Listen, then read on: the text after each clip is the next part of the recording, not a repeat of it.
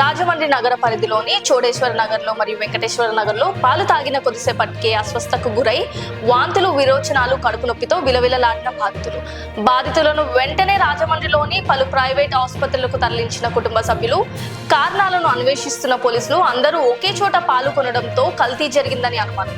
కల్తీ పాల వ్యవహారానికి సంబంధించి అప్రమత్తమైన అధికారులు కల్తీ పాలు తాగిన కాలనీలలో ఇంటింటా సర్వే చేస్తూ 13 బృందాలు మున్సిపల్ కమిషనర్ ఆదేశాలతో మున్సిపల్ హెల్త్ డిపార్ట్మెంట్, వైద్యులు, ఆశా వర్కర్లు, ఇతర బృందం ఆధ్వర్యంలో సర్వే నిర్వహించారు.